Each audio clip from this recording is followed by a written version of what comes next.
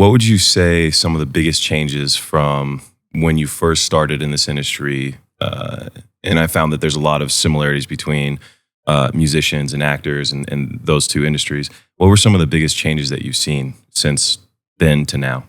I mean, there's been technical differences. Mm.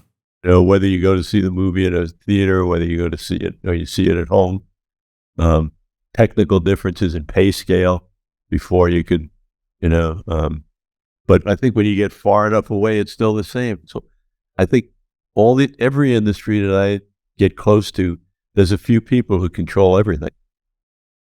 So I don't think that's really changed. Artists will find a way to sort of sneak through cracks, but it's still, in my day it was Paul Drew who programmed RKO radio stations.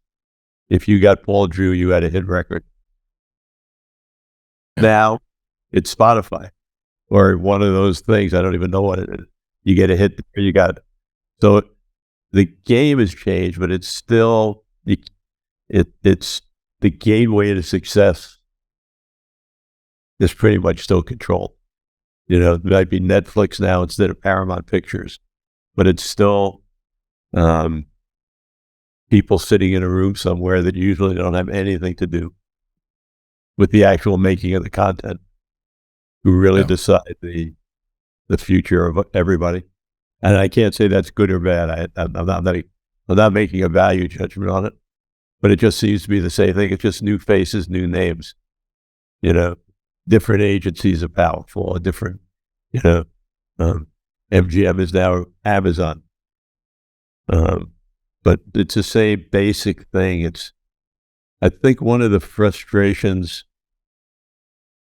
and one of the classic fights has always been art against commerce.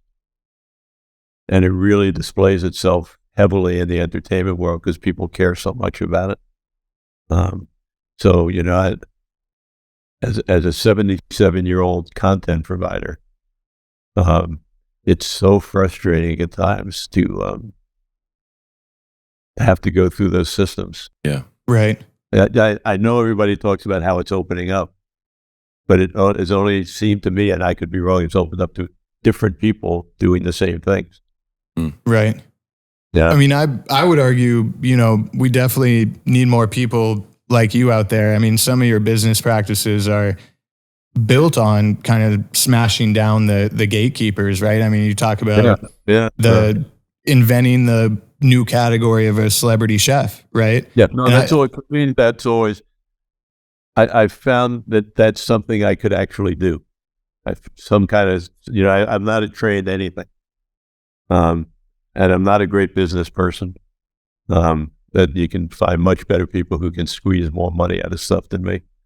But what I'm really good at is getting something to the public, and so that's, I forgot where this started, but no, yeah, it kind of about the industry and then kind of smashing down the gatekeepers. And I made after The Duelist, my second movie was called Endangered Species, and The Duelist was very bizarre. There was a guy named David Picker, the head of the studio. There was a girl whose baby had died of crib death, who myself and David and David Putnam wanted to do something for. So Paramount gave us $1 million, go make a picture. We don't care what it is. So I thought that's the way the movie business was. And the second movie we did, there was a phenomenon happening back in the 60s of mutilated cows being found in Colorado. Oh, wow. It was a big story. Went on for a year, 2 years. It'd be a nice, 3 cows here, 4 there, but weird, like with holes and no insides. And, there were stories about it coming from outer space. And yeah. Like a Skinwalker Ranch nowadays, there's a thing called Skinwalker Ranch, same type of thing in, believe Montana. But this is Colorado. So we sent some investigative reporters and a filmmaker named Alan Rudolph, who came out of the, I forgot the director's camp, but we did a lot of movies with Alan. He was on it. And we discovered that it was actually biological warfare testing by the government. No way. And we made a script out of it and sold it to MGM. But MGM bought it, and it was my first time sitting in those rooms with like 20 people determining what the movie's going to be. And so they said, we'll make this movie, but our main reason to make it is we have a TV star, Robert Urich, and we want to make him a leading man. So if he's the leading man, so, okay. So it's maybe the second day of shooting. And the scene is a night scene.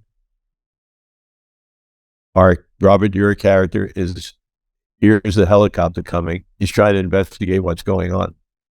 So he takes a bamboo pole and he dives in a swamp, holding the bamboo pole up, breathing till the helicopter goes past them so they don't find him.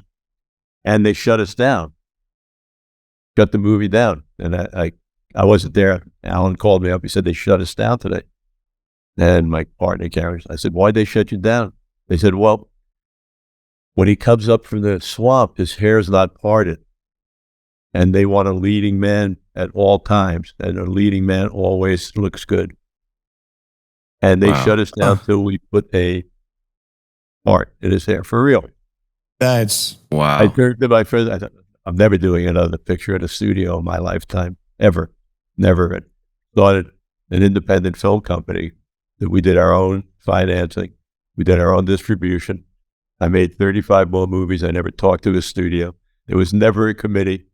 We didn't have a committee at Island Life. We didn't have enough employees to have a committee. couldn't fill it up. That's great. We made great product. We made Sam Shepard's only 2 movies that he directed. We made Koyaanisqatsi, which was a milestone, Kiss of the Spider Woman. I mean, we made some great product by letting the directors do what they do.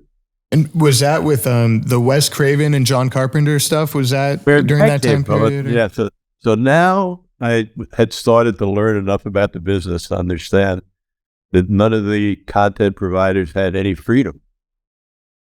We were really a remarkable little corner, but nobody came to see our movies. Stop Making Sense did $800,000. I think our biggest movie was Kiss of the Spider Woman, maybe did $3 or $4 million. So we needed to make money. So I went to the head of William Morris at the time, Jim Wyatt, and I said, is there a genre of movie that makes the biggest multiple of investment? I can't invest a lot. And he said, horror movies. Yeah. Who are the biggest horror movie directors? And he said, Wes Craven, John Carpenter. And I happened to represent him. I said, can you get me a meeting? Amazing. So he got me a meeting with each of them. And I went in and I said, listen, I have this little film. And everybody loved my film company. We were like the gem of the business. Nobody knew we didn't make a penny. But we were making gems and won a couple of Academy Awards. I mean, they were gems. And we were the only one. There was no Miramax. There was no other independent company. Cinecom was sort of trying. So I said, listen, we have a different way of making movies. I would love to make movies with you guys. Here's my requirements. 1, you can't ever give me a script. 2, you can't tell me what the title is. 3, I never want to see a budget. Ever. 4, I give you $3 million. You come back to me 12 months later with a movie. I don't care if you spend $1. I don't care if you spend $3 million. The only thing I ask for is your name above the title. Wes Craven presents, John Carpenter presents. You want to spend $1 and fuck up your name? Right. I'm going to preach it. So I don't give a fuck what you do. And well, you're kidding me. I won't have to go to meetings. I won't get script notes. I said, there's nobody to read script notes. We don't want script notes. And that's how it came about. I got 4 pictures with each of them. Wow. It's a creator's dream. And luckily, the lawyer who put it together for me, who had represented Island Live and made the deal for me with Tom Pollock. And he went to become chairman of Universal. And his first day at Universal, he called up and he said, I got to buy those movies from you. What do you want? I'll give you guys a couple of million of profit. I just want the movies. I said, but you can't, no scripts, no, I said, nothing at all. You You deliver it in a suitcase. And so we didn't even have to distribute it. We actually got a real distributor, which was great. Thank you for watching Studio 22. Don't forget to like, share, and subscribe. And follow our socials at Studio 22 Podcast.